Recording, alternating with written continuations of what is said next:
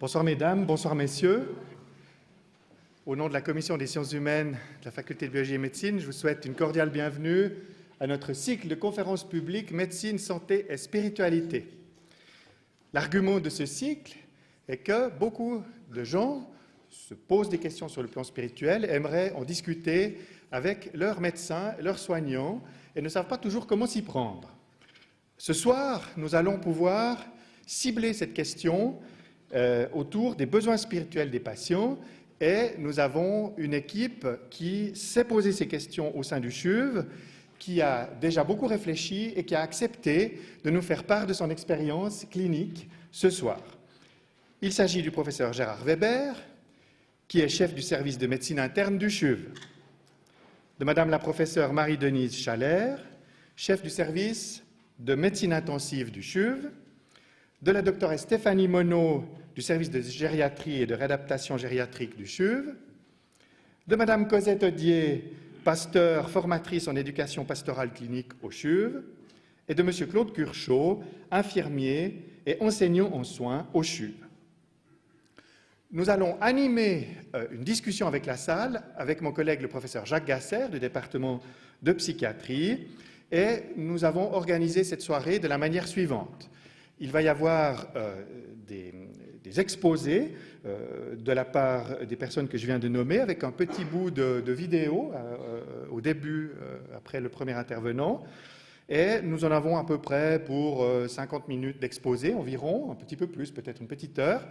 Et ensuite, nos orateurs viendront prendre place sur le podium et la discussion sera lancée par le professeur Gasser et vous pourrez leur poser toutes les questions qui vous feront envie. Voilà, je passe la parole au professeur Gérard Weber et je le remercie d'avoir accepté notre invitation. Merci beaucoup, Jacques, au pluriel, puisqu'il y a deux professeurs de psychiatrie qui ont le même prénom.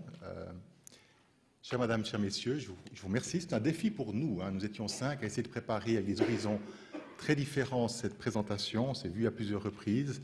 On a essayé de mettre nos diapos ensemble et j'espère que vous allez reconnaître une certaine homogénéité dans notre présentation. En fait, il y a quelques semaines, Dr John-Paul Wader vous a parlé de la santé spirituelle d'une vision communautaire. C'est une présentation magnifique. Et c'est vrai qu'aujourd'hui, on a un défi supplémentaire parce que les orateurs qui vont vous parler aujourd'hui ont une activité qui est plutôt de type hospitalière ou ambulatoire. Donc on parle de patients. Il s'agit non plus d'une vision communautaire de, entre guillemets, la santé spirituelle. Il s'agit d'un moment particulier où les gens se retrouvent en milieu hospitalier. Et là, il y a des risques. Ce n'est pas si banal pour nous tous de y songer.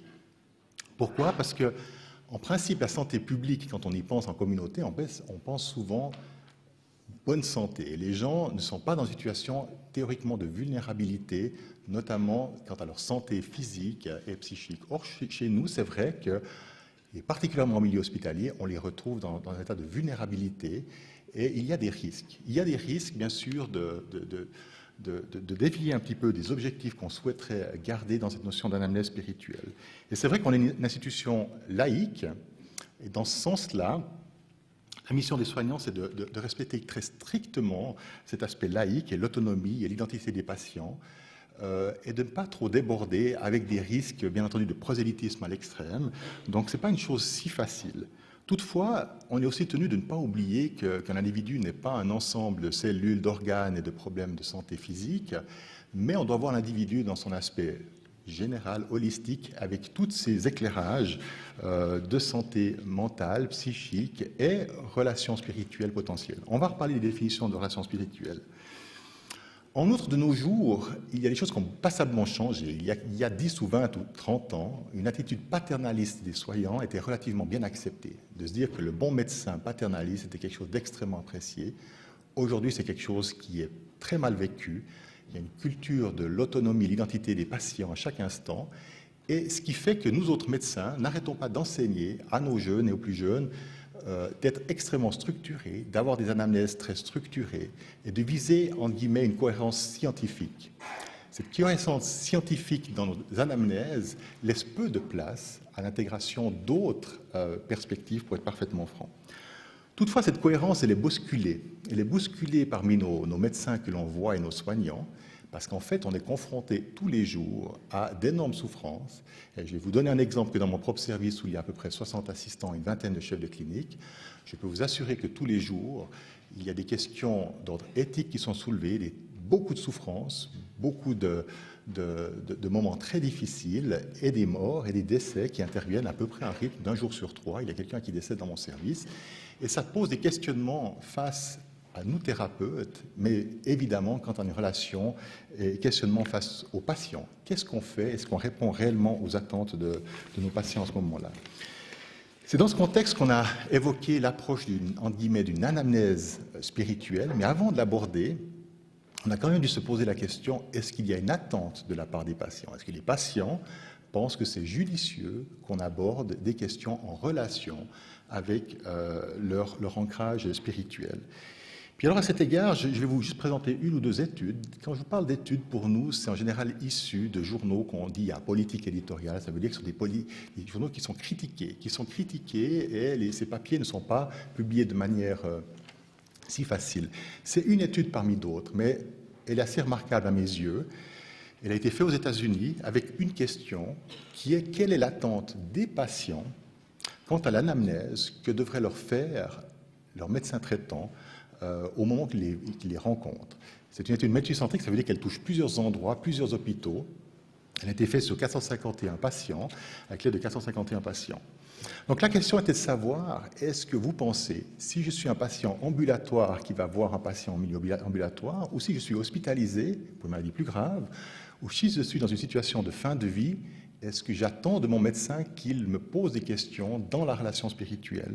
Et l'étude est assez remarquable parce qu'en fait, on se rend compte que pour les patients ambulatoires, donc de nouveau en principe relativement meilleure santé, un tiers d'entre eux souhaiteraient que leur médecin leur pose des questions quant à leur ancrage spirituel. Si on se trouve dans un milieu hospitalier où les patients sont dans des situations gravissimes, 2 tiers d'entre eux vont dire « j'aimerais bien que mon médecin me pose des questions ». À l'extrême, vous pouvez me dire « il souhaiterait que mon médecin prie avec moi ». Vous vous rendez compte que 50% des patients dans une fin de vie attendent ça de leur médecin. On est à 29% si on est simplement hospitalisé et 19%. C'est à la fois peu et beaucoup, mais je dois vous avouer qu'une perspective médicale, je trouve ces chiffres assez importants. De me dire que finalement, un patient sur 2 attend de moi, au moment où je le vois dans une situation vulnérable, que je lui pose des questions, à 70% en tout cas, et que je suis même avec lui pour prier au moment d'une situation. Ce n'est pas banal comme étude. Et ça a été fait dans plusieurs endroits. Et je vous donne une autre étude. Je m'arrêterai avec ces études très scientifiques, c'est de se dire, cette étude a été aussi à explorer de nouveau la même question. Est-ce que vous souhaitez que votre médecin traitant s'inquiète de votre santé, entre guillemets, spirituelle et de vos croyances? Je vous passe 2-3 messages de ce papier. 51% des patients se reconnaissent, entre guillemets, comme religieux, c'est-à-dire qu'un ancrage religieux. 45% des patients mentionnent que leur croyance a une influence sur leur choix thérapeutique. Et c'est là la notion de levier thérapeutique potentiel d'une anamnèse spirituelle et de connaître cet ancrage. Et puis 90% des participants pensent que les prières peuvent modifier leur guérison. Ce n'est pas banal. Et de nouveau, si le thérapeute n'intègre pas ça dans son approche thérapeutique, je pense qu'il manque quelque chose. Et c'est une chose qu'on a décidé d'enseigner et d'aller un petit peu plus loin. Et c'est dans ce contexte-là qu'on a essayé d'élaborer des projets de recherche avec l'aide d'ailleurs, vous allez entendre de Mme Cosette-Audier et bien d'autres, dans mon service, d'essayer d'explorer des manières de faire une anamnèse spirituelle. Alors l'anamnèse spirituelle, elle n'est pas, disons, on peut la poser par une question très simple, mais on peut essayer de la quantifier un peu mieux. Et c'est ce qu'a fait dans cette issue, ce journal, une personnalité assez remarquable, ça va faire plaisir à mes amis Jacques au pluriel. Il s'agit d'un psychiatre. Donc, un psychiatre s'est intéressé à la santé spirituelle de nos patients. Et ce professeur Frick est un professeur de psychiatrie, en fait, en Allemagne et en France, à Paris. Et il a le luxe, en plus de ça, d'être un jésuite. Donc il faut quand même cumuler des fonctions courageuses. Et ce jésuite s'est intéressé à la notion d'anamnèse spirituelle. Non pas dans un but de quantifier la spiritualité des gens, évidemment, mais d'explorer tous les axes d'un individu ou d'un patient à un moment donné. Alors, il a fait une proposition, qui est une proposition parmi d'autres, c'est peut-être pas la meilleure, mais c'en est une en tout cas, de faire une anamnèse qui est structurée par 4 questions. Ces 4 questions ont un acronyme sous forme de SPIR, qui est une aide à l'analyse spirituelle. Je vous mets un point d'interrogation, ce sera à vous de juger si vous pensez que c'est bien. Mais ces 4 questions sont des questions ouvertes qui explorent en fait un peu quelques domaines de vous et moi si un jour vous vous trouvez hospitalisé, ce que je ne vous souhaite pas. Ces 4 questions sont les suivantes. En fait, l'acronyme de SPIR, c'est pour spiritualité, avec la première question ouverte de dire est-ce que vous diriez au sens large des mots que vous avez une spiritualité, une religion, une foi, une croyance. Vous voyez que les termes sont très ouverts, puisque les définitions ne sont pas totalement les mêmes l'une après l'autre. Place dans la vie, est-ce que vos convictions ont une importance pour votre vie, et en particulier pour votre manière de faire face à la maladie? L'intégration, est-ce que vous faites partie d'une communauté spirituelle ou religieuse? Est-ce que vous avez un ancrage? Rôle du professionnel de la santé, comment désirez-vous, vous, que moi, médecin, thérapeute, infirmière ou autre, gère les questions que nous venons d'aborder? Ces 4 questions, il a été assez calé, ce professeur Frick, dans la mesure qu'il a testé sur une série de patients en explorant ces 4 questions et voir s'il y avait un impact de ressentir cette analyse spirituelle et de ne pas être trop intrusif. Alors, je vous montre un graphique de l'étude qu'il a fait, que j'ai trouvé assez remarquable, parce que ces questions-là, que nous avons même explorées au sein du service, entre nous, entre cadres, entre médecins et patients, c'est pas totalement banal, et la première impression, c'est de se dire, mais moi je suis pas prêt de vous dévoiler toute mon intimité par ces 4 questions ouvertes. Et en fait, il l'a évalué, et sur ce graphique, vous voyez, il pose la question, est-ce que vous pensez que ces questions que je vous ai posées, SPIR, ont été stressantes pour vous? Et sur une échelle de 10, où 10 c'est très stressant et 0 ça l'est peu, les patients et les médecins n'ont pas trouvé ça du tout stressant. Est-ce que vous avez pensé que c'était aidant pour vous? En fait, sur une échelle de 10, patients et médecins ont évalué ça à 7. Donc ça, c'est remarquable à mes yeux. En tout cas, moi, le signal que je vois de cette anamnèse, c'est que certainement, elle n'est pas si intrusive que ça. Et puis, elle soulève des points qui sont peut-être des aspects importants d'une vision holistique du patient que je souhaiterais avoir. Et c'est peut-être un levier thérapeutique que nous devons explorer. Alors à ce stade, moi j'ai déjà trop parlé, mais j'ai pensé vous montrer un exemple. À un moment donné, ce professeur Frick est venu d'Allemagne. Il est venu dans mon service et je lui ai présenté 4 patients très différents. Et il a fait l'exercice filmé en 15 minutes de poser ces 4 questions. Et il nous a bluffé. Il a été excellent. Et il nous a restitué ça le lendemain dans un colloque en nous disant « je vais vous disséquer un peu ma perception ». Alors j'ai demandé j'ai essayé de reprendre une de ces vidéos et je tiens à remercier vivement la famille qui a accepté que cette vidéo soit montrée publiquement, puisqu'en fait elle est à but normalement formatif pour nous, à but médical. Ils ont accepté, je les remercie vivement. La situation, je ne peux pas vous montrer les 15 minutes fausses de temps, j'ai choisi 5 minutes de vidéo qui vous donne juste un exemple de la complexité. Parce qu'on va se dire que ces 4 questions qu'on pose sont faciles, mais en fait elles ouvrent des champs de complexité qui mettent en fait le thérapeute parfois assis à se réfléchir, mais comment je peux utiliser ces mots qui viennent me dire et autres. En l'occurrence, ce patient, vous allez entendre une confession juive, et on va aborder 2 des questions du SPIR. Et au terme de cette vidéo, je m'en vais passer la parole très vite à Madame Cosette Audier, et je vous l'introduirai dans quelques minutes. Alors, avant de passer là, je vais essayer de réussir l'impossible, c'est-à-dire passer sur ça, incroyable, et normalement, je devrais être capable de vous montrer cette vidéo. Donc, est-ce que vous diriez que vous avez une spiritualité, une foi, une religion, une croyance? Oh, je pense que c'est très évolutif. Oui. Et je pense que je souhaite à chacun d'avoir une croyance. Oui. Mais je suis assez souple dans ce sens. Et pour vous-même, est-ce que, là j'ai cité 4 termes, est-ce qu'un de ces termes serait adopté à votre sensibilité? Croyance ou religion ou croyance, plutôt croyance, oui. Qu'est-ce que vous mettez derrière? Dans la croyance, une certaine foi, enfin je peux tout mettre dans la croyance. Oui. C'est-à-dire que dès qu'on est venu au monde, oui, on sait qu'on va mourir. Oui. Mais ça, on ne le sait pas tout de suite. c'est à mesure qu'on vieillit, on suit le même cheminement que nos parents. Oui. Par contre, c'est les événements qui nous précipitent, nous bousculent vers... on est malade, tout à coup, si on est seul avec sa maladie. Oui. Là, on fait un peu un inventaire. Oui. Alors, est-ce qu'on est croyant par lâcheté? On s'adapte vite. Oui. Par contre, je n'aime pas la notion croyance à quelqu'un qui veut imposer ses idées aux autres. Ça m'a toujours gêné. Et le reste, on a plus ou moins de chance, mais je crois par contre, puisqu'on est devant ce magnifique panorama, dans la croyance, il y a cette croyance dans la beauté de ce qu'on voit tous les jours. Et pour le reste, c'est quand même l'éducation de nos parents qui est très importante. Oui. Qu'est-ce que vous avez reçu comme éducation au Très plan de la libre. croyance? Alors, j'ai été reçu, enfin, vu la situation, ce qui s'est passé, de jamais déserter, si vous voulez. Donc, je ne savais pas de quelle religion j'étais.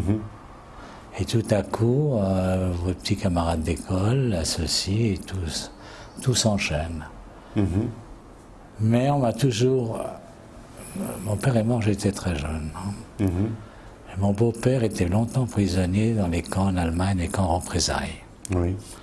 Et ce qui m'a frappé, c'est quand on est revenu à Mulhouse, il y a beaucoup de prisonniers allemands avec les lettres, Waffen, etc. Et bien, il allait leur donner tous les jours à manger. Ça m'avait beaucoup frappé. En me disant, mais comment tu as été prisonnier? Il me disait, mais il y a aussi d'autres gens qui étaient gentils avec moi, de l'autre côté. Or, on parle de la croyance, elle peut dégénérer dans les deux sens. Mais à titre personnel, c'est un mot qui me convient. Voilà. D'accord.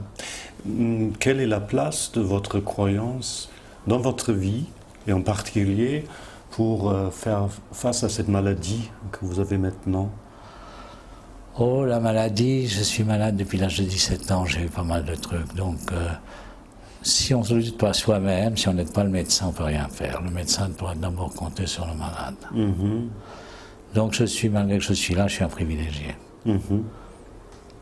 Par rapport à beaucoup de gens qui sont vraiment, eux, frappés par le malheur et qui n'ont pas le temps de se poser la question, est-ce que c'est une croyance ou pas une croyance? Par contre, je pense qu'on devrait faire beaucoup d'autres choses par rapport à ces gens-là, à les aider, je ne sais pas sous quelle forme. À ces gens-là, vous référez à quoi? À qui? Qui croient à la fatalité. Ah, d'accord.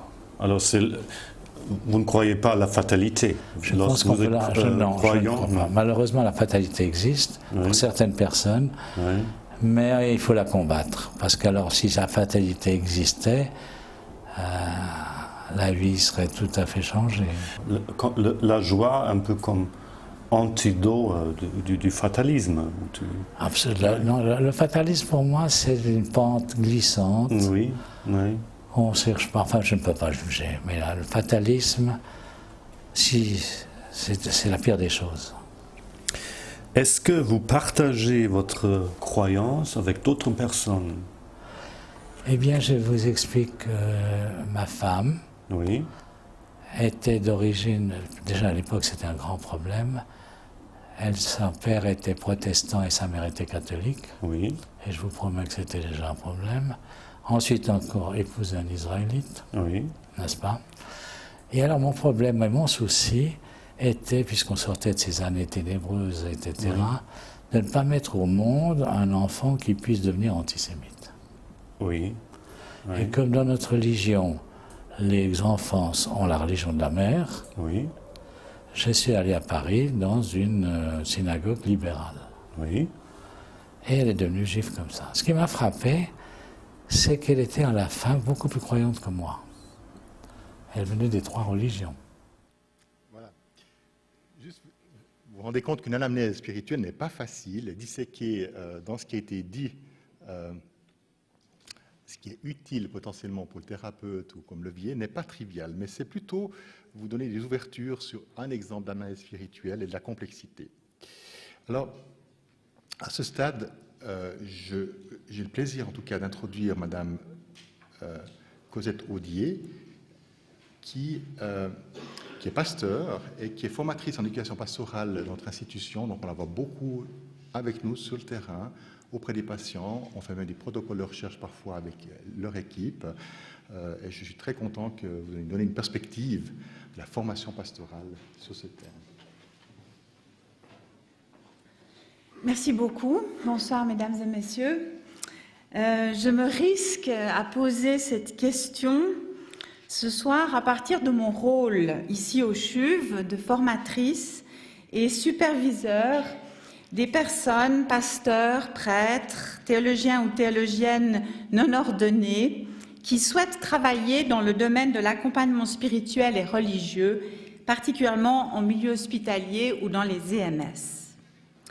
Dans ce domaine de l'accompagnement, la relation est notre principal outil. Et donc, le travail sur nous-mêmes dans la relation, sur notre capacité d'écouter vraiment l'autre, est central. J'élargirai ainsi ce soir cette approche de l'éducation pastorale clinique à tout soignant, y compris les médecins, qui se risquent, grâce à un outil d'anamnèse comme celui-là ou d'autres, à aborder la dimension spirituelle dans leur approche des personnes qu'ils soignent. Revenons à notre patient.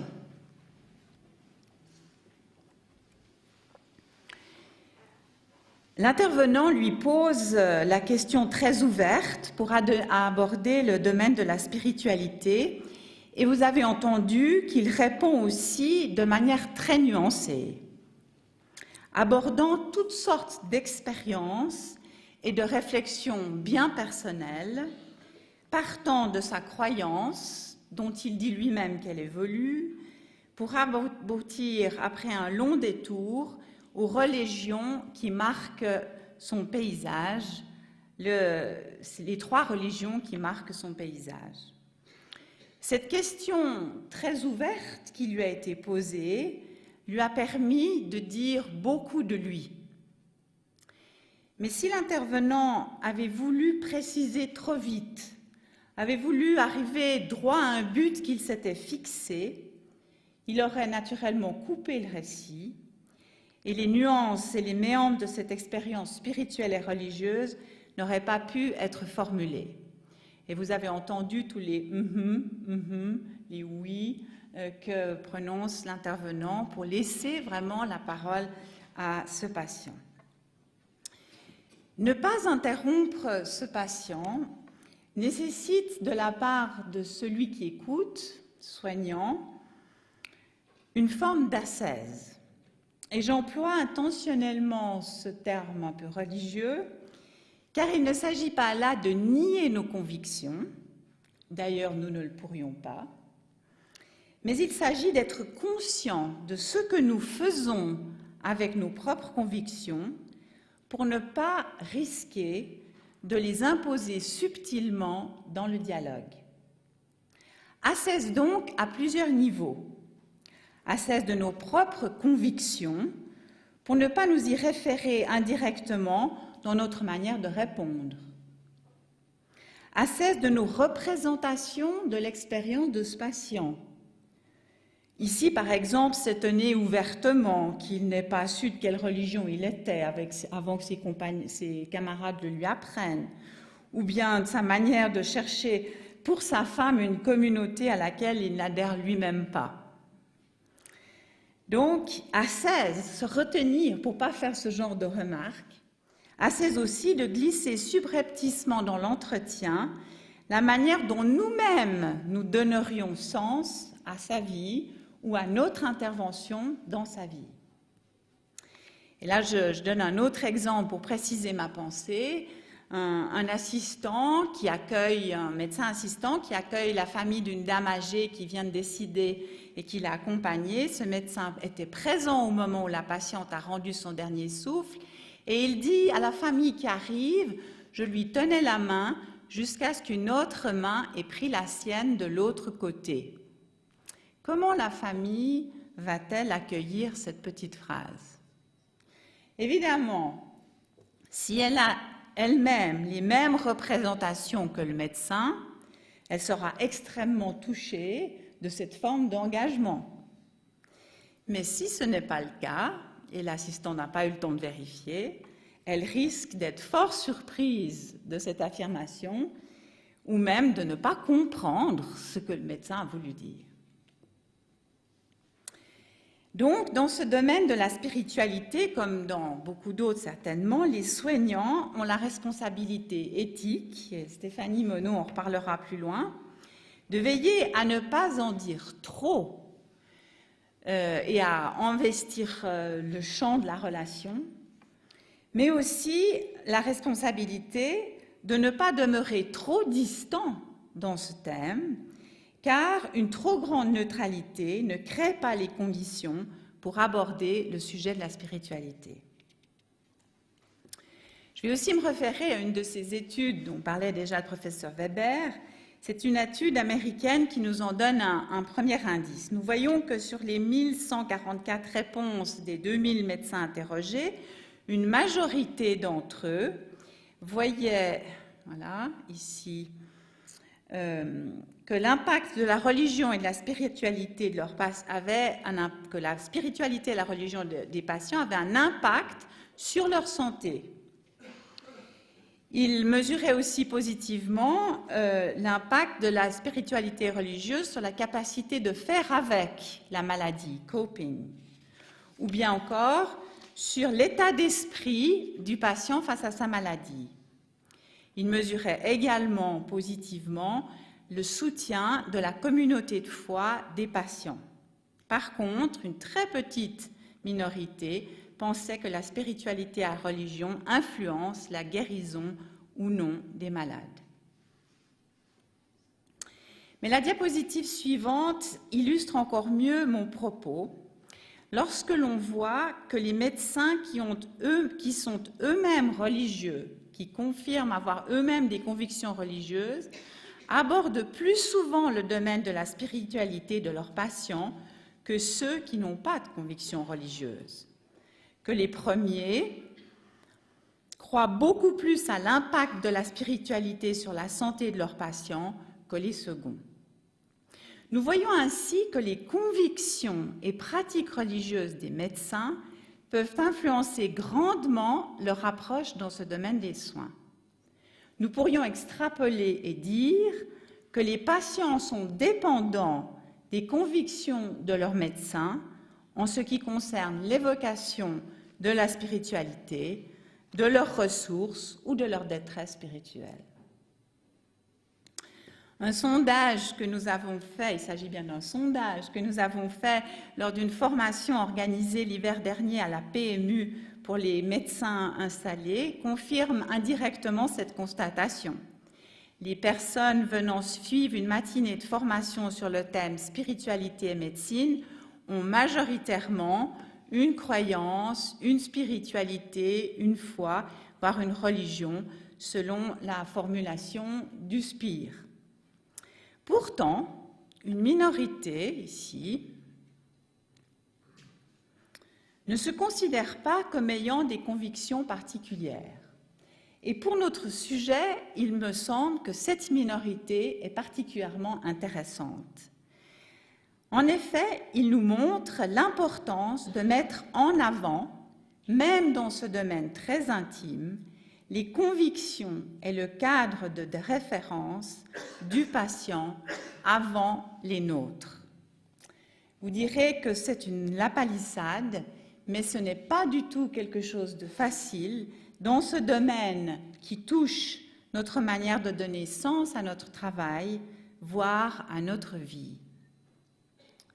Mais que nous soyons prêtres, pasteurs, médecins ou infirmières, croyants ou non, c'est à ce prix, en étant centrés sur les besoins du patient avant de considérer les nôtres, c'est à ce prix que nous serons assurés de ne pas faire de prosélytisme, ni dans un sens, trop de religion, ni dans un autre, pas assez de religion et une affirmation tout aussi prosélyte d'une laïcité. Et c'est ainsi que nous honorerons cette dimension importante de la vie des personnes que nous soignons. Voilà, c'était une manière de regarder notre manière d'aborder ce sujet. Je passe maintenant la parole à Claude Curchot, infirmier et enseignant à la formation continue du département des soins. Bonsoir à tous et à tous, et merci Madame Audier pour ce passage de témoin. Le regard sur les soins infirmiers en lien avec les besoins spirituels des patients est peut-être un tout petit peu difficile à aborder parce que ça dépendrait de l'époque qu'on prend et du contexte qu'on prend. L'époque où, pour une infirmière, lire un passage de la Bible à un patient qui le demandait était considéré comme un soin, au même titre que de faire un pansement ou de l'aider dans ses soins quotidiens. Aujourd'hui, les choses ont changé, à la fois parce que les modalités ont évolué, aussi parce que peut-être que ce qu'on attend d'une infirmière a changé et que les conditions de travail actuelles permettraient peut-être plus ce type d'approche. Ça me paraît néanmoins intéressant, dans une approche plus récente, de reprendre les propos de Florence Nightingale, qui était une des toutes premières infirmières dans l'époque moderne à écrire par rapport à notre profession. Et je trouvais intéressant son discours, son approche, parce que je la trouve très moderne par rapport à nos préoccupations actuelles. Dans la mesure où, si elle réfère la spiritualité à une conscience divine, elle considère la spiritualité comme une finalité, la religion comme un moyen, et comme un moyen parmi d'autres. Donc il ouvrait déjà à son époque la porte à une spiritualité d'origine non religieuse. Et elle mettait aussi en garde par rapport au fait que de regarder que l'approche religieuse pouvait créer des divisions entre les êtres humains et par rapport à ça empêcher le développement spirituel de l'humanité. Plus près de nous, dans les années 1955, Virginia Anderson, qui est une infirmière américaine, publiait ses travaux par rapport à 14 besoins fondamentaux qui caractérisaient l'ensemble des êtres humains avec lesquels elle avait pu travailler. Et par rapport à ces besoins, elle relevait la nécessité pour chacun d'agir selon ses croyances et ses valeurs, que ces croyances et ces valeurs soient de nature spirituelle, religieuse, philosophique ou autre. Et ça signifie bien aussi que ces personnes, c'est-à-dire chacun d'entre nous, souhaitent, dans toute la mesure du possible, être soignés, être traités en respectant nos propres valeurs et nos propres croyances. Dans les années 70, Jane Watson, qui est aussi une infirmière américaine, introduisait la notion de transcendance, c'est-à-dire le souhait pour chacun d'accéder à des états meilleurs, ou de développer en soi-même le meilleur de ce qui peut être, en lien avec le sens de la vie et de comment ce sens de la vie pour chacun d'entre nous peut être interpellé par chacun des événements que nous connaissons, que ce soit des événements joyeux, une naissance, un mariage, etc., mais aussi dans les événements plus dramatiques de la maladie, de la mort, de la dépendance physique, psychologique, etc.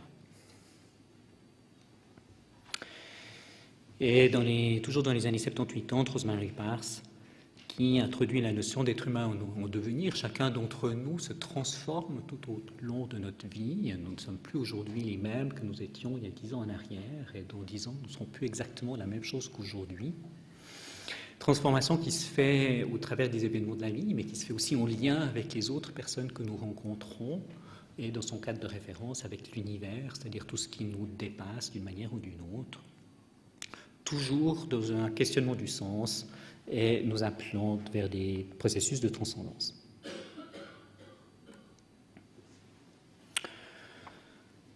Ces approches amènent à considérer l'être humain dans son parcours de vie entre des moments de bien-être, des moments de crise, voire des moments de détresse. Bien-être qui amène généralement des forces qui vont nous aider à faire face à la vie, à ses difficultés, à ses joies, en termes d'espoir, en termes de sens qu'on donne à ce que nous vivons, parfois en termes de paix intérieure, d'une certaine sérénité, d'acceptation de ce qui nous arrive, de pardon par rapport à tout ce qui nous a été fait volontairement ou involontairement dans notre vie, sentiment aussi d'être en lien avec d'autres, comme le disait Rosemary Paz, alors que les phénomènes de crise et de détresse peuvent nous conduire au contraire à des moments de perte d'espoir, voire de perte du sens de la vie. À quoi ça sert de rester en vie? À quoi ça sert de continuer à vivre? Pour faire quoi? Pour quelle finalité? Avec parfois des sentiments de colère, d'impuissance, d'être abandonné, de se retrouver seul pour faire face à la vie et toutes les peurs qui peuvent en découler dans des moments difficiles. Une étude qui a été conduite au Canada sur les besoins spirituels et religieux des personnes en soins palliatifs à domicile. Je pense que néanmoins ça reste très superposable à ce que nous pouvons connaître en milieu hospitalier et dans tous les contextes du soin, indépendamment des situations de soins palliatifs. C'est les besoins qu'expriment des patients par rapport à ce qu'ils ressentent, à ce qu'ils aimeraient pouvoir par moments partager avec des soignants. Besoin d'identifier ce qui a été important dans sa vie. J'ai rajouté entre parenthèses ce qui est important, parce que dans mon expérience, beaucoup de patients ont besoin de parler de qu'est-ce qui est actuellement important pour eux. Certains ont aussi besoin de parler de qu'est-ce qui pourrait être ou de qu'est-ce qui sera important pour eux. Vous avez ainsi, par exemple, des personnes qui ont besoin de clarifier ce qu'elles veulent que l'on fasse de leur corps après leur mort et qui sont apaisées au moment où elles ont trouvé ce qu'elles voulaient pour elles. Besoin de comprendre, de cheminer, d'intégrer, de se dépasser, c'est qu'est-ce que je peux comprendre, qu'est-ce que je peux apprendre au travers des expériences de santé, au travers de la maladie, au travers de l'accident, au travers d'un handicap. Comment est-ce que je peux l'intégrer dans ma vie pour en faire quelque chose qui m'aide à dépasser les moments de difficulté. Besoin d'être relié aux autres, j'en ai déjà parlé. Besoin d'ouverture à la vie quand on vit des moments difficiles, quand on vit des successions de pertes, par exemple, au travers de certaines maladies chroniques. Comment rester ouvert au fait de vivre? Comment continuer à trouver une certaine joie, un certain sens dans le fait de rester en vie malgré les pertes? Besoin pour certains d'une relation personnelle à Dieu, de moi-même à Dieu, et pour d'autres, besoin d'une pratique religieuse durant leur maladie et les soins. Si on regarde l'importance que ça a pour nous en tant que soignants et en tant qu'infirmiers ou infirmières par rapport à cette dimension spirituelle, je crois qu'il y a des moments où ça peut nous aider à comprendre qu'est-ce qui empêche certains patients d'adhérer aux soins. Quand vous avez un patient qui refuse de suivre un traitement, quand vous avez un patient qui refuse certains soins, il peut être utile pour nous de comprendre qu'est-ce qui se trouve derrière ce refus. Et par moments, on va trouver des motifs d'ordre religieux ou spirituel, tels que, par exemple, ma maladie est une punition de Dieu et me soigner serait allié à son encontre, par exemple, des éléments de cette nature-là. À l'opposé, ça peut être des ressources extrêmement importantes. Et si je fais des liens avec les vidéos que nous avons vues tout à l'heure, on pourrait se poser la question, cette croyance qu'évoque ce monsieur, est-ce que c'est une ressource pour lui? En quoi? Comment? Est-ce que par moment ça peut être une limite? En quoi? Comment? Est-ce qu'il attend quelque chose des soignants en termes de ressources ou en termes de limites? Ça peut aussi nous aider à expliquer comment, ou à comprendre comment le patient explique ce qui lui arrive, vers quoi il va, quelles sont les échéances, par exemple, qu'il peut avoir devant lui, quelles sont les origines de certaines complications qu'il développe, voire de sa maladie. On entend bien, monsieur. Alors, je vais parler un petit peu plus près du micro. Ça peut nous aider à clarifier ce qui est essentiel en termes de traitement, de réanimation. Que souhaite le patient et dans ce qu'il souhaite, pour quelles raisons? Par exemple, quelqu'un qui nous demanderait à pouvoir rédiger un testament biologique. Pour quelles raisons? Quels sont les éléments importants qui motivent sa démarche? Ou un patient qui nous demanderait à ne pas être réanimé en cas de complication, par exemple. Qu'est-ce qui motive son souhait de ne pas être réanimé? Ça va nous permettre aussi de transmettre, quand nous avons des discussions d'équipe, sur quels sont les projets, quels sont les soins les plus pertinents, les plus adéquats. Ça va nous permettre de prendre en compte les valeurs et les croyances de cette personne. Le but final étant d'inclure dans les soins les représentations et puis tout ce qui a du sens et qui est important pour la personne malade et pour ses proches, évidemment. Mais se poser des questions en lien avec la spiritualité, c'est aussi, en tant que soignant, se questionner soi-même. Et ce questionnement, il n'est pas seulement au travers d'une anamnèse spirituelle, comme on a vu tout à l'heure, mais ce questionnement, il est à chaque instant, et la plupart du temps, il nous prend au dépourvu. Ça peut être au moment où on amène un médicament, ça peut être au moment où on fait un soin, ça peut être un moment où on va demander à quelqu'un de se lever, par exemple, ou l'encourager à se lever pour aller manger à table, et qui soudain peut nous interpeller en nous disant « mais à quoi ça sert de manger ?» Et ces questions-là peuvent nous toucher extrêmement profondément et nous mettre dans l'embarras parfois, dans une difficulté de répondre, dans une difficulté de qu'est-ce qui se trouve derrière une réflexion de cette nature-là, qui peut prendre plein de formes, qui peut être provocatrice, qui peut être humoristique, qui peut être extrêmement sérieuse, et dans ces différentes formes aussi nous interpeller. Et ces questions, non seulement elles nous sont posées, mais elles nous renvoient nous-mêmes à ces questionnements. Et il y a une auteure américaine, Elizabeth Lesser, qui a sorti un livre qui s'appelle Big Bang à l'intérieur, dans lequel elle traite des événements importants de la vie et comment ils nous transforment. Et dans son livre, elle cite le témoignage d'un rabbin américain qui a eu un très grave accident de la route dans lequel il a été désarticulé et qui va vivre pendant des mois des douleurs gigantesques. Et il témoigne dans ce livre en disant « mais régulièrement, on m'a posé des questions du type « qu'est-ce qui vous motive à vivre ? Qu'est-ce qui vous aide à supporter ces souffrances ? Qu'est-ce qui vous donne du sens à continuer tous les jours, jour après jour ?» Et ce que je trouve intéressant, c'est qu'il disait « mais en fait, ces questions qui m'étaient posées, fondamentalement, c'était les soignants qui se les posaient à eux-mêmes. » Et de se dire, mais moi, si j'étais dans cette situation-là, qu'est-ce qui me motiverait à continuer à vivre? Qu'est-ce qui aurait du sens pour moi de continuer à me soigner, etc. Derrière ces questions, il y a toutes sortes de difficultés auxquelles nous pouvons être confrontés en tant que soignants, puisque ces questions nous interpellent d'une manière ou d'une autre. D'abord, c'est l'appréhension d'être interpellés dans nos propres croyances, dans nos propres représentations religieuses ou spirituelles.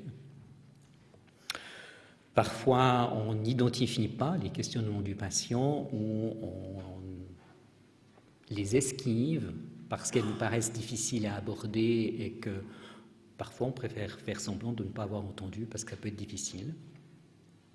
Parfois, on a peur d'être inadéquat. Est-ce que ce que je vais dire, est-ce que les mots que je vais utiliser sont pertinents ou ne sont pas? Parfois, on craint d'amener le patient sur une dimension sur laquelle il n'a peut-être pas été attentif jusqu'à présent, par là même de générer des formes de souffrance. Et parfois, ça peut nous questionner sur notre rôle. Est-ce que le soin que je donne est pertinent quand je regarde ses conséquences, quand je regarde les conséquences sur la famille? On me fait signe de temps est écoulé. Je passe plus loin. Ça, c'est des modèles qui ont été développés notamment aux États-Unis sur comment sensibiliser les soignants à la dimension spirituelle. Je ne vais pas les reprendre directement ici, mais en les invitant à se questionner eux-mêmes sur leur spiritualité, sur le sens de la vie, sur le sens de la mort, sur les pertes qu'ils ont vécues dans leur vie, etc. Je terminerai avec quelques remarques et questions qui me sont venues à l'esprit en construisant rapidement cette présentation. La première pour moi, c'est qu'il me semble que c'est nécessaire de continuer les clarifications de qu'est-ce qu'on met derrière la notion de spiritualité. Certains modèles introduisent par exemple la question du sens, introduisent la question des valeurs.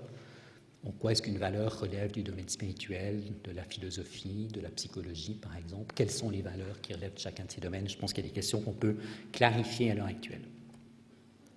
Je pense aussi que ça pose des questions sur un plan déontologique, de quelle est la finalité de ce questionnement auprès des patients, de comment est-ce qu'on va l'utiliser, de quelles sont les formes de respect à mettre en place, etc., pour être bienveillant.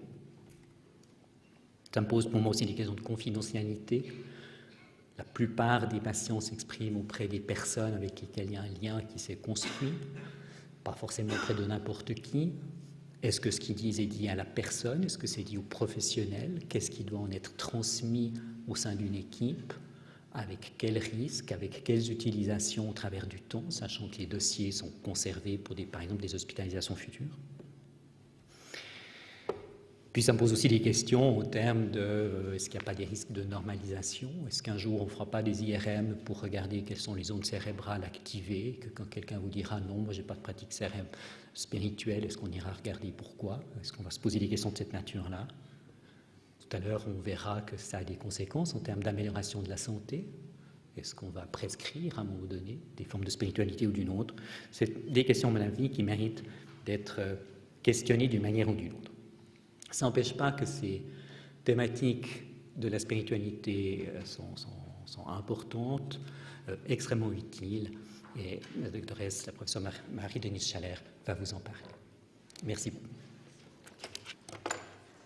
Mesdames, Messieurs, ceci est intitulé Perspective médicale bis, je pourrais dire suite, parce que ça serait plus facile de parler pendant 1 heure que pendant 10 minutes. Le médecin, face aux besoins spirituels des patients, finalement, pourquoi s'y intéresser, ce médecin, pourquoi il s'intéresse à ça et comment? C'est ce qu'on va essayer d'aborder. Première raison, c'est que si je clique sur Medline, je vois qu'il y a énormément de publications, comme vous les voyez ici, c'est quelques centaines à quelques milliers. Première raison, c'est l'importance du sujet. On ne peut pas négliger ceci. Deuxième raison, je prends dans ces quelques références un domaine, c'est l'espérance de vie. Et vous voyez ici qu'en fonction de la pratique religieuse, jamais, moins d'1 fois par semaine, 1 fois par semaine, plus d'1 fois par semaine, l'espérance de vie va augmenter. Ceci, c'est une étude faite chez 20 000 patients. 20 000, c'est des personnes, c'est un lapsus révélateur. 22 000 personnes aux États-Unis. Et vous voyez que l'espérance de vie augmente, que ce soit les hommes ou les femmes. Ceci reste vrai pour les femmes, ça reste vrai pour les hommes, c'est vrai pour les personnes non noires ou les noirs. Et au total, ça fait une augmentation de l'espérance de vie d'en moyenne 7 ans. Et quelles sont les maladies qui seraient incriminées? Sur quoi est-ce que ça a un effet? Vous voyez que la majeure partie, c'est sur les pathologies respiratoires, diabétiques et infections, mais également sur les atteintes cardiaques et cancers. Et ceci, vous voyez qu'il y a une diminution si on pratique 1 fois par semaine ou pas. Donc la pratique religieuse est associée à une baisse de mortalité dans diverses pathologies. C'est dans Démographie en 1999. Et quand on s'est posé les questions, mais pourquoi est-ce qu'il y a un tel effet? Est-ce que c'est une cause? Est-ce une association? Est-ce qu'il y a d'autres effets confondants? L'effet religieux persiste si on analyse les effets socio-économiques, les aspects éducationnels ou de la race, et on se demande si ce n'est pas dû à diminution du stress, adaptation, coping, etc. Autre étude dans le même genre, plus récente celle-ci, puisque vous voyez qu'elle est sous presse, elle n'est encore pas sortie, quand on regarde les effets, toujours sur la survie, de l'absence de spiritualité. Et ici, vous avez 85 patients atteints de leucémie ou de syndrome myélodysplasique qui ont une transplantation de moelle, et on regarde leur survie. Ça, c'est leur courbe de survie actuarielle. Ça, ce sont les personnes qui ont une spiritualité, et c'est ces personnes ici qui n'ont pas de spiritualité. L'absence de spiritualité s'associe à une diminution significative de survie à 1 année, et c'est indépendant de l'état dépressif de ces patients ou de leur non-compliance, de leur non, c'est-à-dire non-compliance veut dire qu'ils ne prennent pas leur traitement. Il y a d'autres personnes qui ont dit que finalement, de prier, ça allait améliorer les choses. Vous voyez ici dans Circulation également très récemment, qui est publié, où vous avez des patients, on leur a demandé, on a regardé les effets cardiovasculaires, les événements cardiovasculaires qui survenaient chez une population qui pratique la religion jamais, 1 à 2 fois par an, de manière mensuelle, de manière hebdomadaire ou chaque jour, ou qui ont les sentiments religieux, aucun, peu, modérés ou élevés. Vous voyez que ça ne protège pas du tout, puisque ceux qui sont plus religieux ou qui ont plus de sentiments religieux auraient tendance à avoir plus d'événements cardiovasculaires, donc des attaques cardiaques, etc. C'est pour vous dire que l'on peut aller dans plusieurs sens, mais ce qui existe, existe. C'est d'autres populations, on ne peut pas nier ces faits. Et si l'on regarde ici d'autres études, on voit certains ont publié des diminutions du stress, diminution de la dépression, prévention, guérison de la toxicomanie. Je ne veux pas tous les lire, mais il y a énormément d'atteintes et de publications qui démontrent qu'il y a des effets positifs sur la santé. Ça, c'était aux États-Unis. Regardons ici ce qui se passe. Voilà une étude à Genève en milieu psychiatrique. Nous avons des psychiatres comme introducteurs. Voyons, on verra ce qu'ils en pensent. Enquête chez 115 schizophrènes sur les effets de leur spiritualité ou religion. Et ces personnes, ces patients ont donné dans leur enquête que le fait que leur religion et leur spiritualité augmentaient leur espérance et le sens, diminuaient leurs symptômes psychiatriques, augmentaient leur intégration sociale, diminuaient leur risque de suicide, diminuaient leur tendance à abuser de substances et augmentaient leur compliance thérapeutique. Vous voyez qu'il y a également des effets négatifs, exactement l'inverse, mais beaucoup moins fréquents. Vous me permettez d'aller vite puisque le temps presse. Donc, ceci existe pas seulement aux États-Unis, mais également en Suisse, où on a les mêmes études. Donc, une autre raison pour s'occuper du sujet en tant que médecin, c'est que la religion et la spiritualité sont associées au bien-être psychologique, ça c'est au milieu psychiatrique, ça a été retrouvé dans des études plus grandes qu'à Genève, et puis de nombreux effets positifs dans diverses parties de la médecine. Je n'ai pas mis de la médecine intensive, si elle est notée là, en fait il y en a partout. Mais il y a aussi des effets négatifs et il faut aussi le savoir, parce que c'est important de savoir en tant que médecin que ça apporte des effets négatifs. On doit en tenir compte. Culpabilité, punition méritée, refus de traitement. On refuse de prendre ceci parce qu'on pense que c'est opposé à sa religion, à ses croyances. On ne veut pas s'opposer à la volonté de Dieu qui nous a punis de manière juste, etc. Ensuite, pourquoi est-ce que les médecins devraient également s'intéresser à ce sujet? Parlons du soutien spirituel et de la qualité de la vie. 338 patients qui étaient en cancer dépassé, c'est-à-dire que leur espérance de vie, c'était les quelques mois qui venaient ou l'année. Il faut dire qu'il y en a 200 qui n'étaient pas en état de répondre. Ceux-ci ont accepté de répondre et puis on leur a demandé quelle était l'importance de la religion pour eux. Vous voyez que la majeure partie, c'est très important et important. Et dans cette équipe, dans ce groupe, on a regardé quel était le soutien spirituel apporté par la communauté religieuse. J'ai perdu la flèche, voilà. Alors, c'est clair que ce n'est pas 100%, puis certains n'étaient pas dans une communauté religieuse, mais vous voyez que la communauté, lorsqu'on est croyant, il y a jusqu'à 60% où on a un support efficace, effectif. Le système médical qui ne comprend pas que les médecins, mais également les aumôniers, les chaplains aux États-Unis, ainsi que les infirmières, les autres soignants, vous voyez que 70%, plus de 70%, ils sont nuls et incomplets. 42% de ces patients n'avaient eu aucun soutien spirituel, que ce soit de la part du système médical ou de la communauté religieuse. Dans cette étude, le soutien spirituel est un facteur indépendant, déterminant de la qualité de la vie.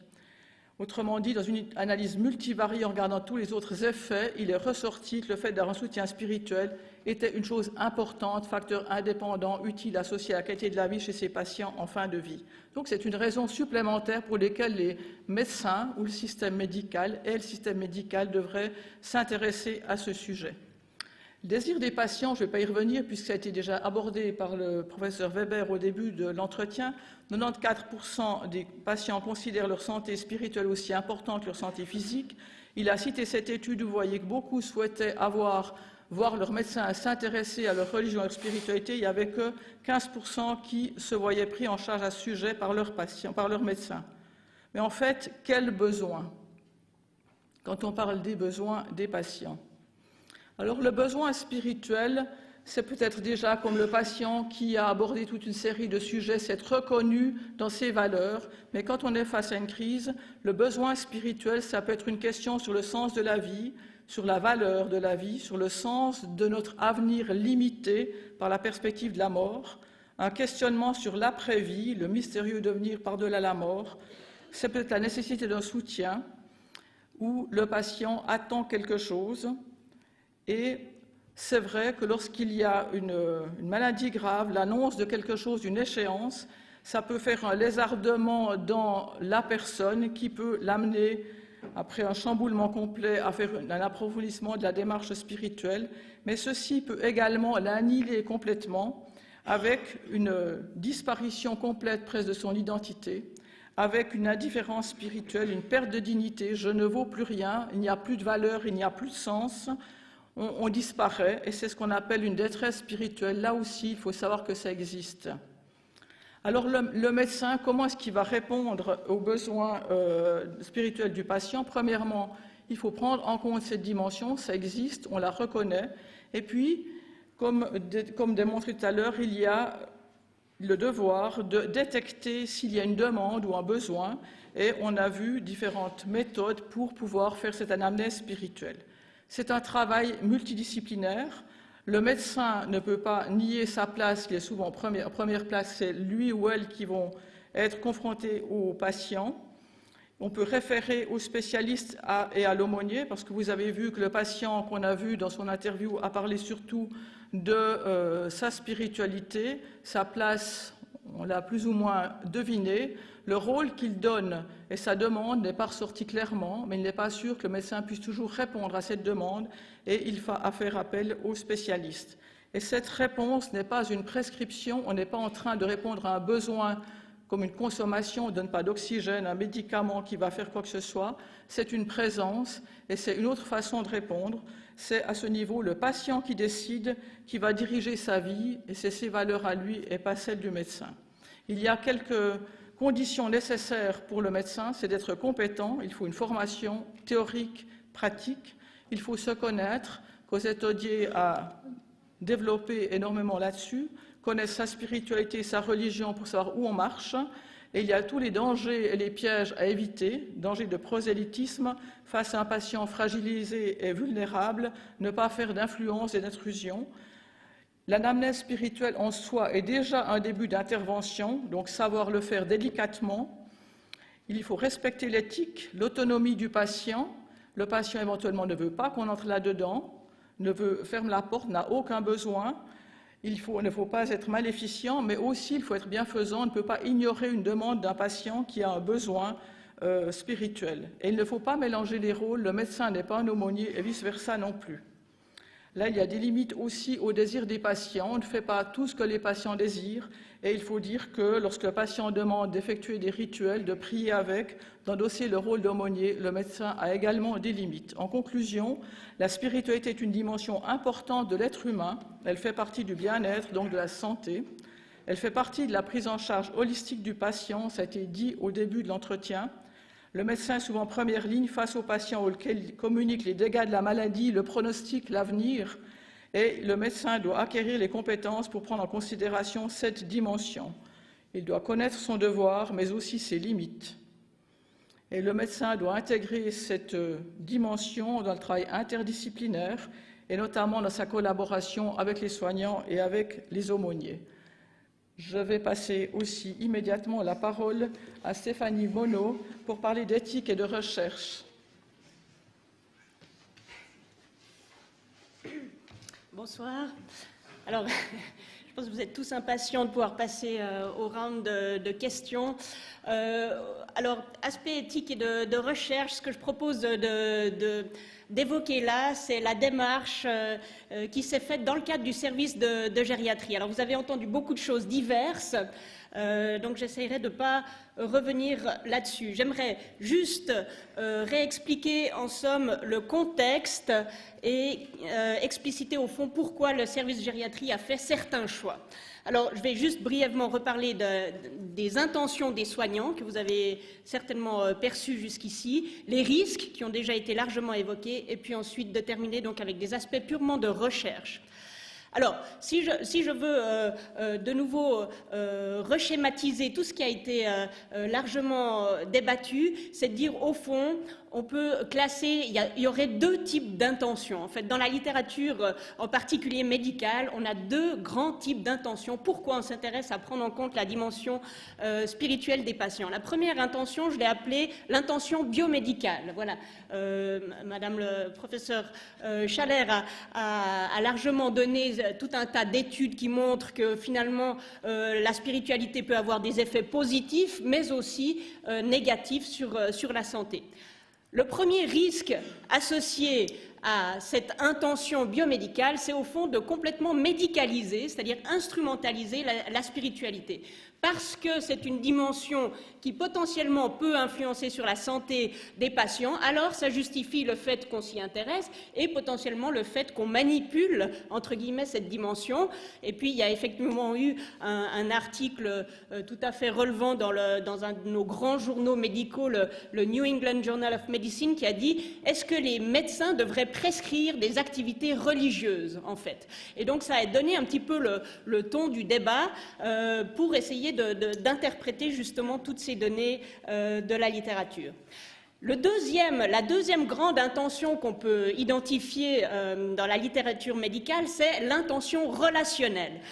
Sous des aspects de favoriser la communication, sous le chapeau de l'humanisme, sous le chapeau de la qualité des soins, au fond, on se rend compte que les soignants sont intéressés à prendre en compte cette dimension spirituelle. Et ça a été bien illustré jusqu'ici. Le risque associé à cette intention relationnelle, au fond, il est, ce qui a été encore une fois évoqué, la question du mélange des rôles. On peut mettre comme ça les deux casquettes, le médecin et le guide spirituel. Hein. Et puis, encore une fois, un grand risque de prosélytisme, parce qu'au fond, alors qu'en médecine, disons, tout le monde n'a pas eu une insuffisance cardiaque, donc pour savoir de quoi on parle avec un patient qui souffre d'une insuffisance cardiaque, en ce qui concerne la spiritualité, finalement, chacun peut annoncer une certaine expertise. Et donc le risque, il est grand de dire, au fond, moi j'ai fait des découvertes et je vais vous expliquer, au fond, ce que sont mes découvertes, hein, qui sont importantes. Donc le risque de prosélytisme est là. Alors face à ces deux grands risques liés à ces deux intentions, telles que schématisées, au fond, il faut aller, et ça a été le choix du service de gériatrie, en disant prise en compte éclairée de la spiritualité. C'est-à-dire, point 1, ne pas rentrer dans un système où on va instrumentaliser pour le compte d'une finalité biomédicale, c'est-à-dire une finalité pensée, évolue par le corps médical pour les patients, et donc on enlève cet aspect de gratuité de s'intéresser à cette dimension. Et puis, deuxième chose, clairement, alors clarifier les rôles, qui fait quoi, et puis, encore une fois, comme ça a été évoqué par le professeur Weber, la question de cette responsabilité face à la vulnérabilité. Les patients qu'on a sont des patients vulnérables, qui plus est, ils sont dans des institutions de soins qui sont des puissants. La puissance de l'institution est extrêmement importante et donc la risque de dérive, encore une fois, face à du prosélytisme est extrêmement grande. Alors, on est arrivé à ça dans le cadre du projet de recherche SPI du service de gériatrie de Lausanne avec Étienne Rochat, qui est le principal concepteur en termes d'expertise, qui est aumônier ici au CHUV, Estelle Martin comme une experte statisticienne, et puis deux seniors, Brenda Spencer de l'IUMSP et Christophe Bulat, qui est le chef de service de gériatrie, finalement, sous ce chapeau spiritualité et santé chez les personnes âgées hospitalisées, on a défini trois grands axes, Un axe qui est un axe institutionnel, qui est de dire il y a une décision institutionnelle d'intégrer la dimension spirituelle dans la prise en charge globale gériatrique. Il y a un deuxième axe qui est un axe de recherche clinique, c'est de dire comment on évalue la dimension spirituelle d'un patient et comment, en particulier, on s'intéresse à la question de la détresse spirituelle chez nos patients. Et puis il y a le troisième axe qui est un axe de recherche éthique, en partie avec le professeur Ben Arroyo de l'unité d'éthique ici, qui est de dire finalement est-ce qu'on s'assure que la prise en compte de la dimension spirituelle contribue à une éthique du soin. Alors je vais brièvement expliciter ces trois axes. Alors l'axe institutionnel, l'aspect finalement de décision institutionnelle, elle a été posée d'emblée en disant on fait le choix de l'expertise, c'est-à-dire qu'on est parti du principe que l'aumônier intégrait l'équipe interdisciplinaire qui navigue autour du patient. Évidemment, c'est facilité dans un milieu gériatrique qui est déjà habitué à la question de l'interdisciplinarité. Ce n'est pas forcément vrai dans d'autres services qui pratiquent moins cette notion d'interdisciplinarité.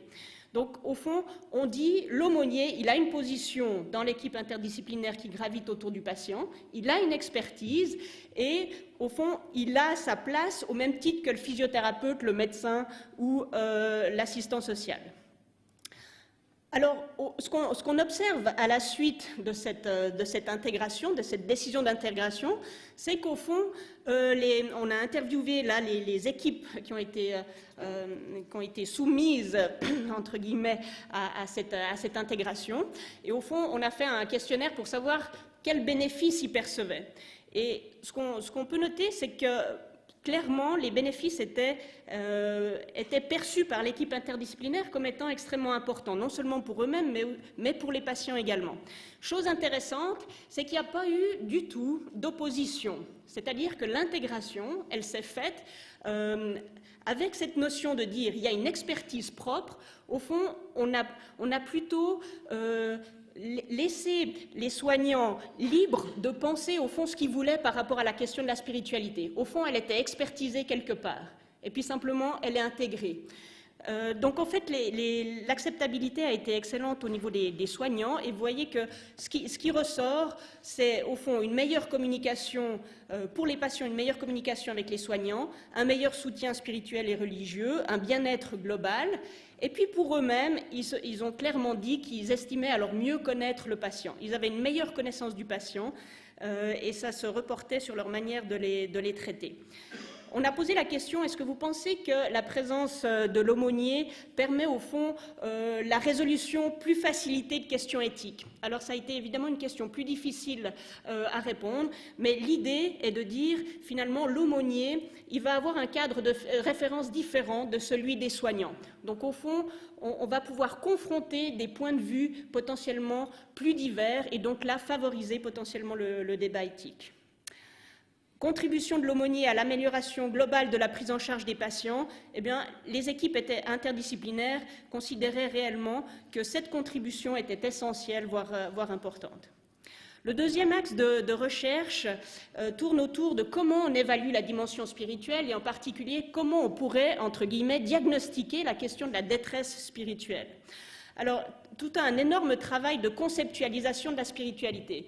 C'est-à-dire que dans ce travail, on n'est pas parti au fond de ce que les patients attendraient du médecin ou attendraient des soignants.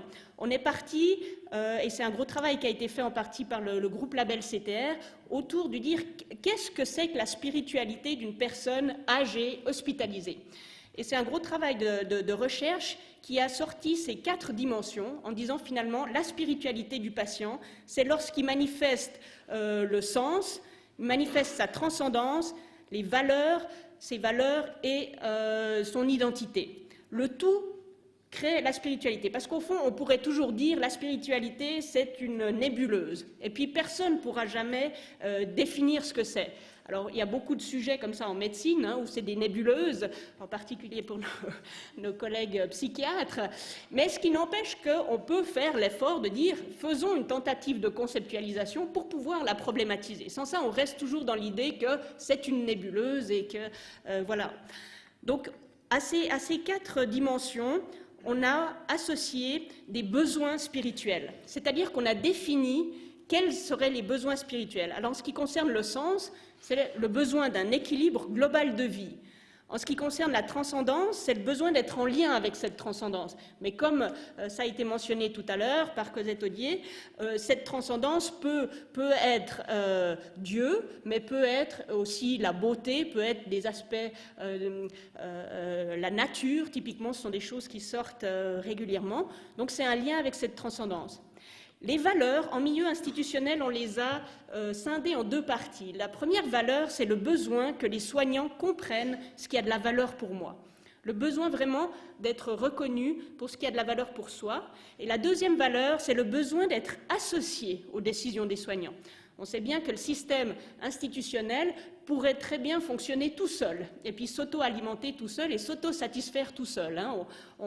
Les soignants, en général, on est très bons pour dire ce qui est bon pour l'autre. On n'a pas toujours le recul nécessaire et la critique nécessaire. Donc 2 types de besoins en ce qui concerne les valeurs, et puis en ce qui concerne l'identité, qui est plus des questions d'identité psychosociale, c'est vraiment le besoin de maintenir cette identité psychosociale. Alors, sur la base de ceci, au fond, on peut définir si les besoins sont couverts ou non couverts, ce qui permet de définir, et là on problématise les choses, sous forme, si vous voulez, d'un diagnostic potentiel qu'on peut poser, de dire finalement la détresse spirituelle, et voilà les chiffres de nos patients, donc de plus de 65 ans qui sont admis en réadaptation, donc souvent après un séjour hospitalier, on peut dire qu'il y a à peu près, voilà ce que ça vaut, 60% des gens qui, au moment où ils arrivent en réadaptation, présenteraient une détresse spirituelle. Quand on regarde plus précisément, c'est essentiellement, et ça c'est probablement pas très étonnant, la question du sens qui est qui est le plus mise à mal au moment de ce séjour hospitalier. Les personnes âgées qui font face comme ça à un long séjour hospitalier, mais quel est le sens de la vie maintenant? Qu'est-ce que je peux mettre derrière cette question-là pour la suite?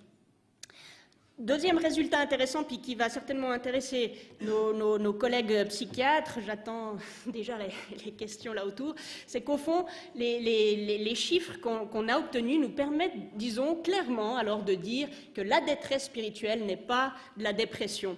Au fond, on voit qu'on a deux cercles, vous voyez, qui s'entrecoupent, parce que probablement qu'une partie de la symptomatologie de la détresse spirituelle s'exprime par des choses qu'on peut rapporter sous la sémiologie finalement de la dépression, mais clairement, on a des patients qui peuvent être en détresse spirituelle, mais pas déprimés, et d'autres patients qui peuvent être déprimés puis sans détresse spirituelle. Au fond, on a vraiment l'impression qu'il y a un recoupement, mais c'est évidemment pas superposable.